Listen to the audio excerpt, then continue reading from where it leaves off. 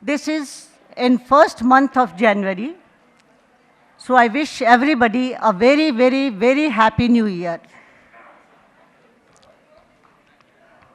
Now, I'll call the names of all our chair and co-chair and speakers. They'll please take their seat.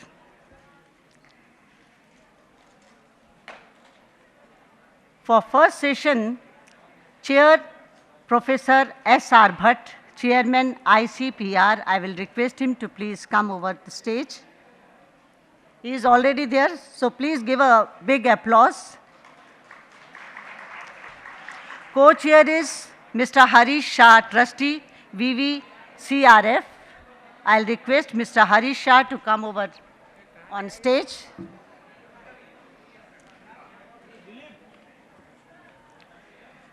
Now, I'll call the names of speakers. Professor S.S. Rama Pappu, Professor of Philosophy, Emeritus. I'll request him to please come and have a seat. Miami University, Oxford, Ohio, USA. So please, they are our guests and very good speakers. Let's give them a very good hand and applause. We all are fresh today and we have had our very good breakfast and high tea. So we should give a very good clapping. Now, I'll request Professor Mazina Yakuptak, Pedological University, Krakow, Poland, to please come and have her seat. We welcome her.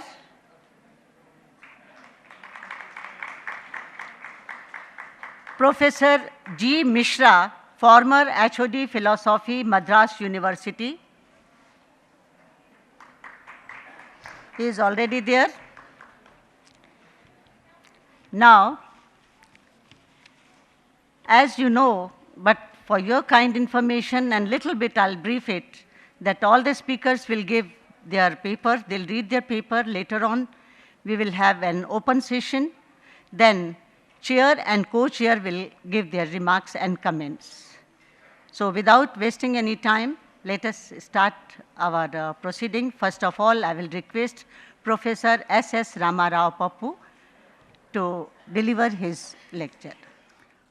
This is a very, very long paper, which I will try to summarize in 15 minutes, the time that I have been given. I will just read the introduction, which says, I want to do three things here. In the first part, I will sketch the concept of a person in Western, especially liberal thought.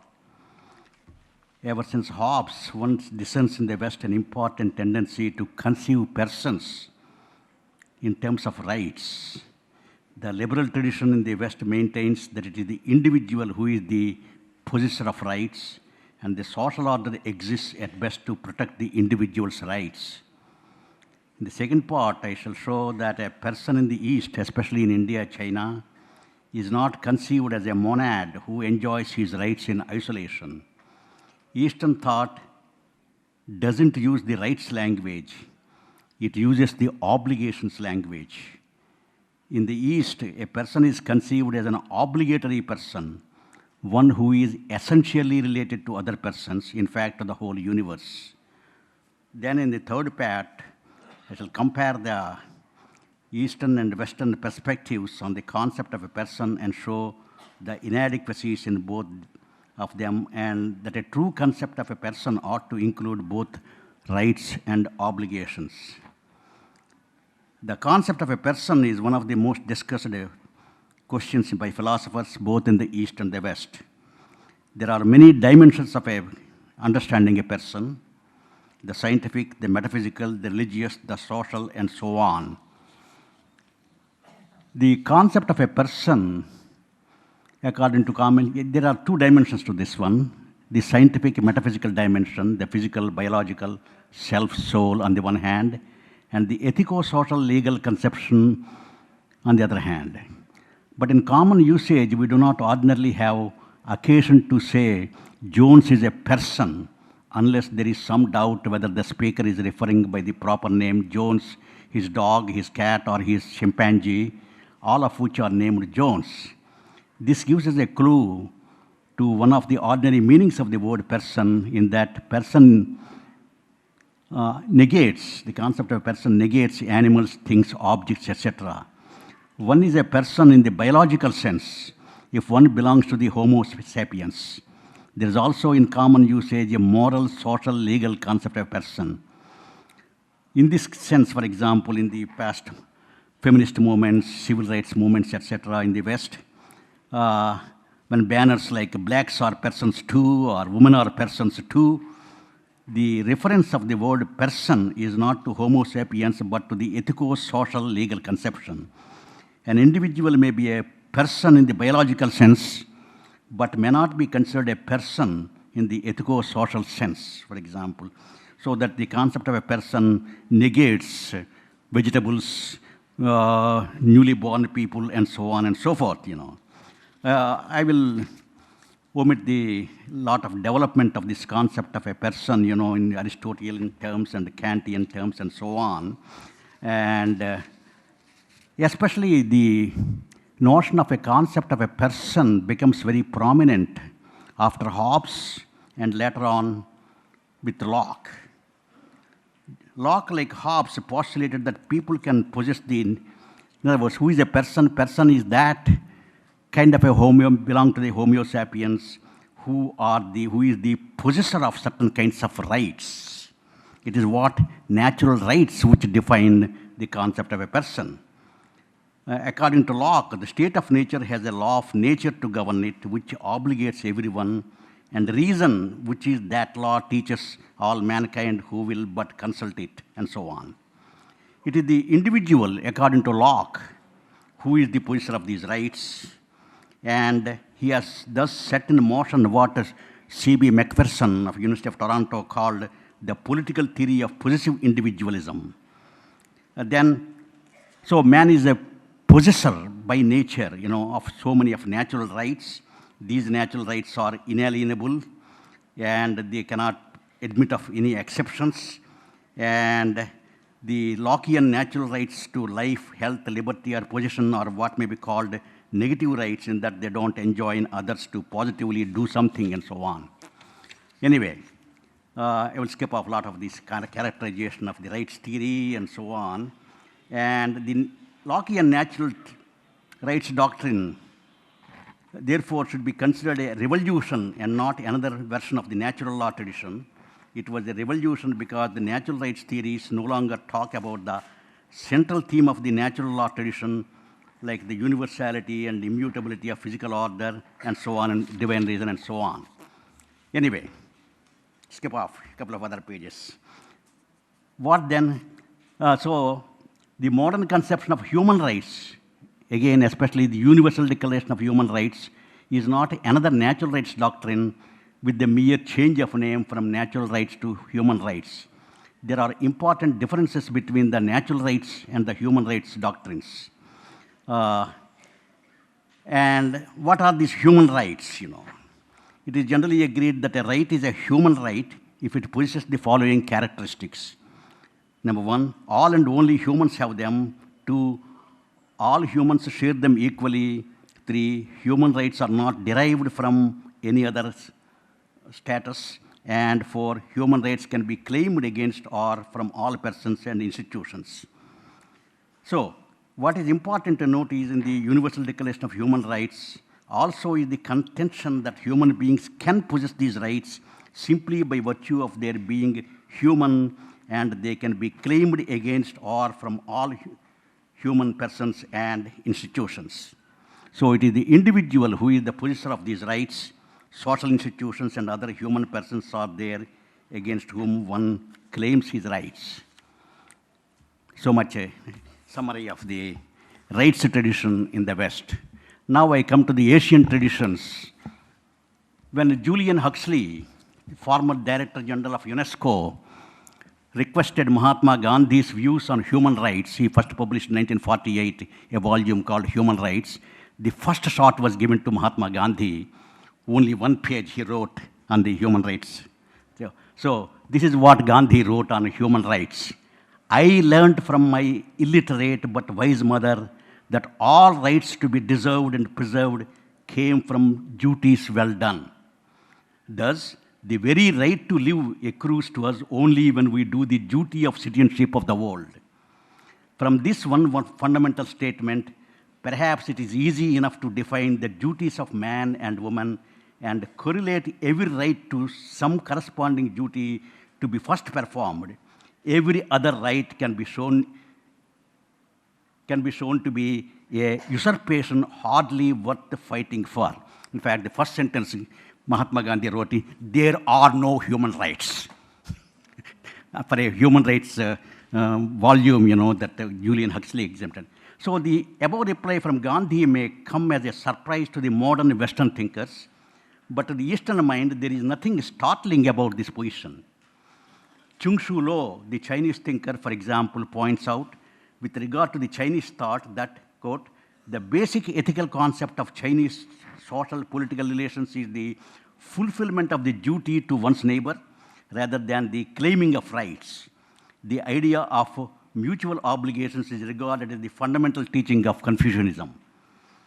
John C.H. Wu likewise says, quote, the outstanding characteristic of the legal system of the old China is that it is a system of duties rather than rights. Why is it that Eastern thought takes obligations and not rights as the primary category of their ethico-social political thought? First, Eastern thought doesn't have the equivalent for the English word right.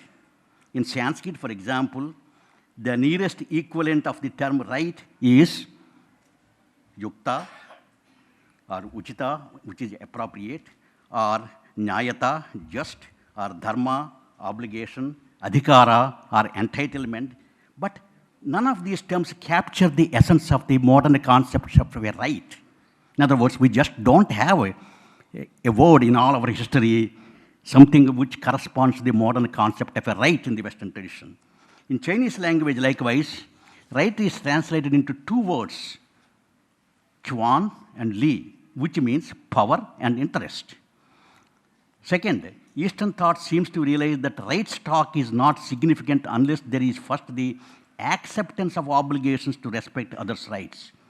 Some commitment of the form, quote, I or we accept the obligations to respect others' rights is a precondition for the fulfillment of others' rights. Where there is no acceptance of obligations, talking about rights will be merely making claims with no hope of reconciliation. If you don't feel obligation, then what is the point of my claiming a right? That's why the obligations are important. In fact, in the East, the process of maturation of a human being into a person is conceived of as consisting not in the claiming of rights, but in the progressive assumption of obligations to others, whether or not others claim their rights or not. A child, for example, first develops a sense of obligation towards his parents, brothers, sisters, before he realizes or claims that they may have rights against him, or that he has obligations to them because they have rights against him. Anyway. Third, unlike the Western liberal individualism, a person is never conceived in the East as an isolated monad who enjoys his rights in isolation. In the East, the individual is one who is essentially related to other persons, in fact, to the whole universe. And the relationship between persons is conceived in terms of mutual obligations. In Confucian thought, for example, the basic social relations which entail mutual obligations are the relations between 1, rulers and the subjects, 2, parents and children, 3, husband and wife, 4, older and younger brother, and 5, friend and friend. In Indian thought, likewise, the concept of a person, of a man, is the concept of a dharmic person, or an obligatory man, if you can call it. To be a person is to incur certain runas, or debts. In fact, the word coined is runa, not dharma is. Runa means that is a kind of a deeper obligation, and to be in a dharmic relationship with other persons. Some of the dharmas or obligations of man are sadharana dharmas, obligations pertaining to man as such towards himself and others, vishesha dharmas, relative obligations, and so on. Manu, the great Indian lawgiver, for example, includes asteya, Satya, Sadharana Dharmas, and the obligations pertaining to the four castes, Varna Dharma, and the four orders of life, Ashrama Dharma, as Vishesha Dharmas. The point to be noted here is that to be born as a person, according to the Indian thought, is to be born into a station in life, to be in essential relationship with others, and thereby to incur essential obligations to others. A fourth and important reason why Eastern thought is obligation-oriented and never raised the right stock is the built-in safeguards in its socio-political structure against tyranny. In the West, philosophical theories have been advanced sometimes to justify an absolute sovereignty of the state against the citizen and sometimes a limited sovereignty. Some of the human rights theories could be considered to be the revolt against the absolute sovereignty of the states. Those who justified absolute sovereignty in the West sometimes appeal to the divine right of kings. The emperor is the lex animate in terris and incarnation of the law on earth. Others appeal to the fact that the individual in the original contract gave up all his rights to a person or a body of persons and therefore lost all his rights, and therefore the sovereign is the supreme. John Austin in recent times and Hans Kelsen, the great jurist, showed the conceptual impossibility of a political sovereign being limited. To say that somebody is a sovereign, but limited sovereignty is a contradiction in terms, for many legal theories. Indian political thought, on the other hand, did not even develop the theory of absolute sovereignty where the sovereign, whether an individual or a group, is above the law. The Samrat or Chakravartin holding the Sweta Chhatra, the white umbrella, no doubt symbolizes sovereignty, but the sovereignty of the emperor is more symbolic than real. The limitations of the Indian sovereign are not de facto. That is, they are de jure, are limitations imposed by Dharma. Dharma tells who is to govern. One must be Kshatriya and so on. Laws of succession, the theory of election of king in Vedic times. What the sovereign must do, he must protect dharmas. When he is transgressing dharma, and what should be done when one transgresses the dharma. Dharma does not give rights to the sovereign. It only imposes obligations on him. Rajadharma is not a manifesto of the rights of kings. It is a charter of their obligations. As Daniel H.H. Ingalls, the great Sanskritist, points out, the great virtue of the religious legal tradition of India was that it caused the state to interfere as little as possible with the individual. I'm quoting Ingalls. In most of the affairs, the individual was guided and judged by his neighbors, his caste brotherhood, his village council or headman. Only in his dealings with his outside world was he subject to the king's laws as interpreted by the king's pundits. As John Mayne, the exponent of the Anglo-Indian law, puts it in the mouth of the village informant, we observe our own rules. Where there is no rule, we seek the advice of the pundits. That's it. Okay? How many? 15 minutes away. Oh, huh? You have 15 minutes are over. Okay. Anyway, the upshot of the discussion simply is the following. In the East, it is not the case that persons are conceived in terms of rights, nor are they defined in terms of both rights and obligations. Anyway, the one thing I want to conclude is actually, what is it to live in a world where there are only rights and no obligations, and what it is like to live in the world of obligations with no rights. For example, one of the modern conflicts of the modern Indian social and legal system is this. The Constitution does not take into account 3,000 years of tradition of dharmic laws, obligations. It doesn't recognize any obligations on the part of that one. So, P.V. Kane, the great Dharmashastra person, he says, the Constitution makes a complete break with our traditional ideas. The Constitution engenders a feeling among common people that they have rights and no obligations. and that the masses have the right to impose their will and to give the force of law and justice to their own ideas and norms formed in their own cottages and tea shops. I'm mentioning the word tea shops here. Okay. The Constitution of India has no chapter on the duties of the people to the contrary or to the people as a whole. So with the result, actually, what is typically happening is the modern conflicts of the Indian system is people think we only have rights, we have no obligations to anybody. So suppose with the result, actually, what we really need is a correction in our the holism comes here. If you live only in the world of obligations, suppose the king doesn't perform his obligations, you have nothing to do. You are powerless. On the other hand, we are now living in the world of rights. Therefore, there is always so much of a social conflict. You don't know. Nobody has any obligation to anybody.